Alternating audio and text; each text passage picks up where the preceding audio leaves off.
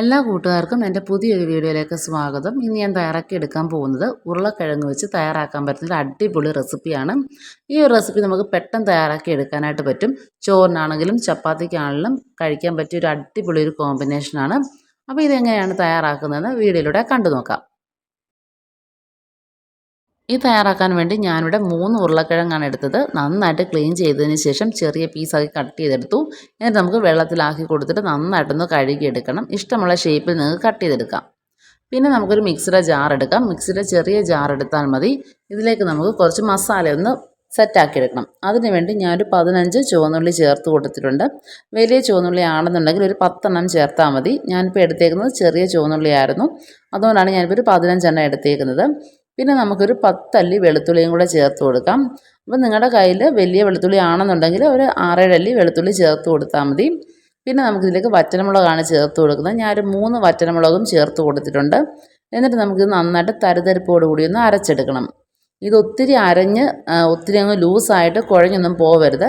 Just ഇങ്ങനെ തരിതരിപ്പോട് കൂടി വേണം നമുക്ക് അരഞ്ഞ് കിട്ടാനായിട്ട്. ഇതാണ് ഈ ഒരു മസാലയുടെ പാകം എന്ന് പറയുന്നത്. വേണമെങ്കിൽ നമുക്ക് ഈ ഉള്ളിയൊക്കെ ഇടികല്ല് വെച്ചിട്ട് നിങ്ങൾക്ക് ചതച്ചാണെങ്കിലും എടുക്കാവുന്നതാണ്. അപ്പോൾ ഇത് ഒന്നുകിൽ മിക്സി ചെയ്യാം, അല്ലാന്നുണ്ടെങ്കിൽ ഇടികല്ലിൽ ചതച്ചെടുക്കുകയും ചെയ്യാം. ഇനി നമുക്ക് ബാക്കിയുള്ള കാര്യങ്ങൾ ചെയ്തെടുക്കാം. അതിനുവേണ്ടി ആദ്യം നമുക്കൊരു പാൻ ചൂടാക്കണം. പാൻ ചൂടായതിന് ശേഷം അതിലേക്ക് വെളിച്ചെണ്ണ ഒഴിച്ചു കൊടുക്കാം. ഞാനിപ്പോൾ വെളിച്ചെണ്ണയാണ് ചേർത്ത് കൊടുത്തേക്കുന്നത്. ഇതാകുമ്പോൾ നല്ല ടേസ്റ്റാണ് നമ്മളുടെ ഈ ഒരു മെഴുക്ക് പുരട്ടിക്ക്. അപ്പോൾ ഇനി എണ്ണയൊക്കെ നന്നായിട്ടൊന്ന് ചൂടായി വരണം. നന്നായിട്ട് ചൂടായതിന് ശേഷം നമ്മൾ ചതച്ച് വെച്ച മസാല ഇതിലേക്കൊന്ന് ചേർത്ത് കൊടുക്കണം. ഇനി നമ്മൾ ഫ്ലെയിമൊക്കെ കുറച്ച് വെച്ചിട്ട് നമ്മളിത് നന്നായിട്ടൊന്ന് വഴറ്റിയെടുക്കണം. അതിലെ പച്ചമണമൊക്കെ ഒന്ന് മാറി കിട്ടണം. നമ്മുടെ ഉള്ളിയുടെ ആണെങ്കിലും വെളുത്തുള്ളി അതുപോലെ തന്നെ വറ്റൽമുളക് ഇതിൻ്റെയൊക്കെ ഒരു പച്ചമണം ഒന്ന് മാറി വരണം. അതുപോലെ ഈ മസാലയുടെ കളറും ഒന്ന് ചേഞ്ചായി വരണം. അതുവരെ നമ്മളിതൊന്ന് വഴറ്റിയെടുക്കണം.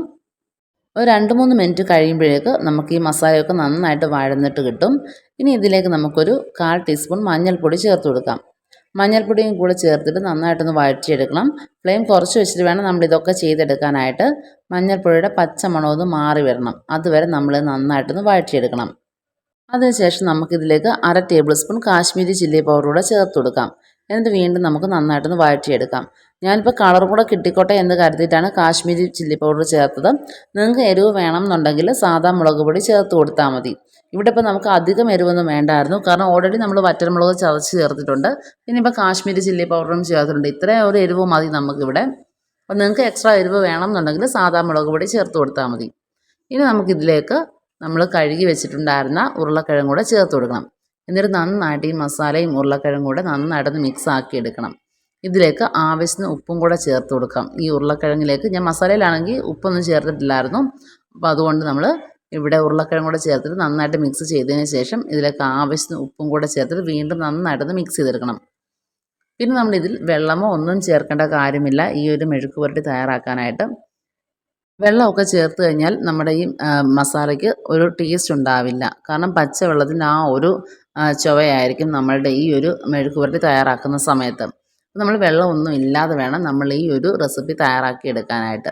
ഇനി നന്നായിട്ട് മിക്സ് ചെയ്തതിന് ശേഷം അടച്ചു വെച്ചിട്ട് നമുക്കിത് കുക്ക് ചെയ്തെടുക്കാം.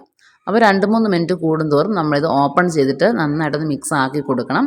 കാരണം നമ്മൾ വെള്ളമൊന്നും ചേർക്കുന്നില്ലല്ലോ. അപ്പോൾ അത് കാരണം നമ്മൾ അടച്ചു വെച്ച് കുക്ക് ചെയ്യുമ്പം 2-3 മിനിറ്റ് കൂടുമ്പോൾ നമ്മൾ നന്നായിട്ടൊന്ന് ഇളക്കി കൊടുത്തുകൊണ്ടേയിരിക്കണം.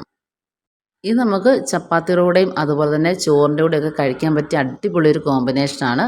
പിന്നെ നമുക്ക് സ്കൂളിൽ കുട്ടികൾക്ക് കൊടുത്തു വിടാനും ഒക്കെ നല്ല ടേസ്റ്റി ആയിട്ടുള്ളൊരു റെസിപ്പിയാണിത്. കുട്ടികൾക്കാണെങ്കിലും ഒത്തിരി ഇഷ്ടമാവുകയും ചെയ്യും.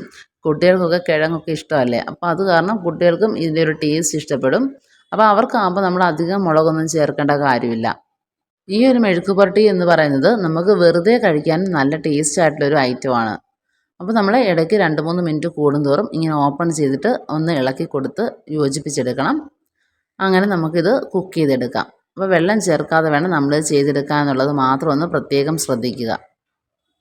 ഇപ്പോൾ നമ്മളുടെ കിഴങ്ങൊക്കെ നന്നായിട്ട് വെന്ത് വന്നിട്ടുണ്ട്. ഒട്ടും കുഴയാത്ത അടിപൊളി മെഴുക്ക് പുരട്ടിയാണ് നമുക്ക് കിട്ടിയേക്കുന്നത്. ഇനി നമുക്കിത് ഓപ്പൺ ചെയ്തിട്ട് കുറച്ചുകൂടെ മൊരിയിച്ചെടുക്കണം എന്നുണ്ടെങ്കിൽ നമുക്കിത് ഓപ്പൺ ചെയ്തിട്ട് 2-3 മിനിറ്റും കൂടെ നമുക്കിത് കുക്ക് ചെയ്തെടുക്കാം. അപ്പോഴേക്ക് നമുക്ക് കുറച്ചുകൂടെ ഒന്ന് മൊരിഞ്ഞ് കിട്ടും. അപ്പോൾ എനിക്കിപ്പോൾ 2-3 മിനിറ്റോടെ ഞാനിത് കുക്ക് ചെയ്യാൻ വേണ്ടിയാണ് വെച്ചേക്കുന്നത്. വേണമെന്നുണ്ടെങ്കിൽ നിങ്ങൾക്ക് 1 ടേബിൾ സ്പൂൺ പച്ച വെളിച്ചെണ്ണ ഇതിൻ്റെ മുകളിലാക്കി തൂക്കി കൊടുക്കാം. അത് കഴിഞ്ഞിട്ട് അതിൽ കിടന്നിട്ട് നമ്മളുടെ ഈ ഉരുളക്കിഴങ്ങൊക്കെ നന്നായിട്ട് മൊരിഞ്ഞ് വരും. പെട്ടെന്ന് തയ്യാറാക്കിയെടുക്കാൻ പറ്റുന്ന സിമ്പിളായിട്ടുള്ളൊരു റെസിപ്പിയാണ്. എല്ലാവരും വീട്ടിലൊന്ന് ട്രൈ ചെയ്ത് നോക്കണം. ട്രൈ ചെയ്ത് നോക്കിയിട്ട് നിങ്ങളുടെ ഫീഡ്ബാക്ക് അറിയിക്കണം. ഈ റെസിപ്പി ഇഷ്ടമായിട്ടുണ്ടെങ്കിൽ ലൈക്ക് ചെയ്യാനും ഷെയർ ചെയ്യാനും മറക്കരുത്. പിന്നെ വീഡിയോ കാണുന്നത് സബ്സ്ക്രൈബ് ചെയ്യാത്ത ഏതെങ്കിലും കൂട്ടുകാർ വീഡിയോ കാണുന്നുണ്ടെങ്കിൽ ഒന്ന് ചാനൽ സബ്സ്ക്രൈബ് ചെയ്യുക. സബ്സ്ക്രൈബ് ചെയ്യുമ്പോൾ തൊട്ടടുത്തുള്ള ബെല്ലൈക്കണിൽ ഓൾ എന്ന ഓപ്ഷൻ എനേബിൾ ചെയ്യാനായിട്ട് മറക്കരുത്. അപ്പോൾ മാത്രമേ ഞാൻ വീഡിയോ ഇടുന്ന സമയത്ത് നിങ്ങൾക്ക് നോട്ടിഫിക്കേഷൻ കിട്ടുകയുള്ളൂ. വീണ്ടും നമുക്ക് നല്ല റെസിപ്പിയുമായിട്ട് കാണാം. അതുവരേക്കും ബൈ. Thank you.